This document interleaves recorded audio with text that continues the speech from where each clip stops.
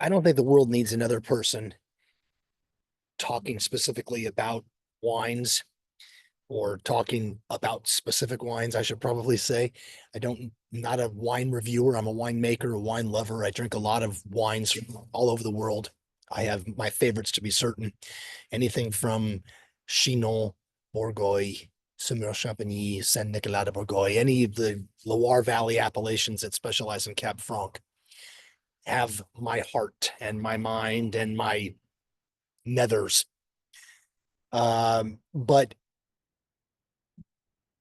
I'm on my patio here in the Livermore Valley. It's late Friday afternoon, very early Friday evening, and people are already starting to walk downtown, which is a beautiful thing being April 4th and being in this fraught time. It's neat to see people still out. We need this. The restaurant business needs this. The wine business certainly needs this. I have a glass of Cab Franc, a glass of Chinon that my wife and I had tasted at one of our favorite wine bars in Pleasanton, a place called the Wine Steward. Um, and what strikes me about this wine, aside from the fact that it's absolutely purely and beautifully Chinon,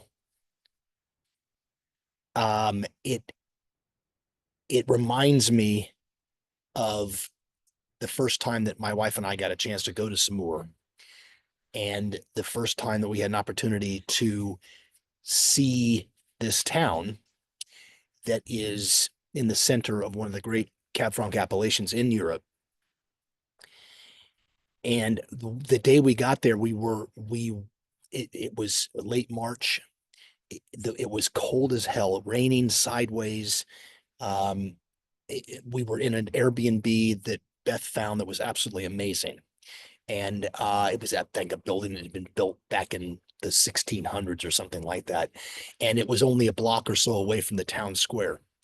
And the square was, to this day, one of my favorite places ever, in that you went there and the cathedral, which dates back to 1200 or something, is standing sentinel over the square.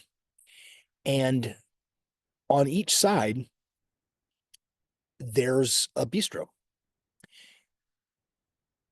There are chairs, communal chairs out on the cobblestones, and we go to one of those bistros and have um, a glass of wine. And when you go to a place like Saumur and other towns in wine regions, especially, and this is very much a European and a Napa Valley thing. It's probably this way in other places in the U.S.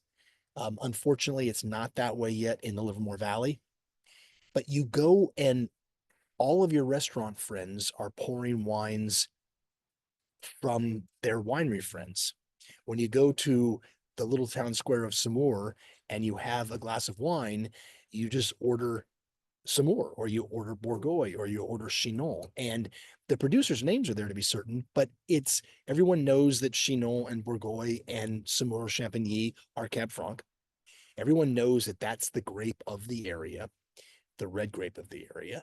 And it's there was something just so meaningful about that connection between the local winemakers, most are who are most of whom are small producers, just like we are, and their restaurant friends, and the customers, the people of the town.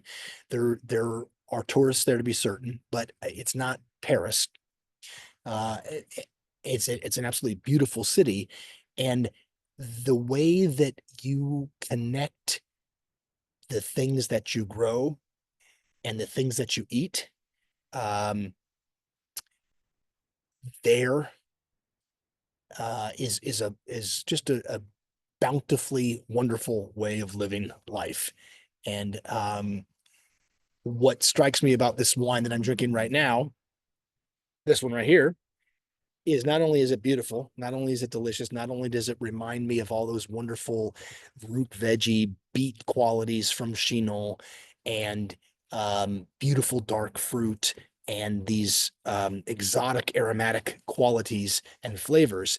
It brings you to a what I hope will be home, or at least home for a few months a year at some point down the road.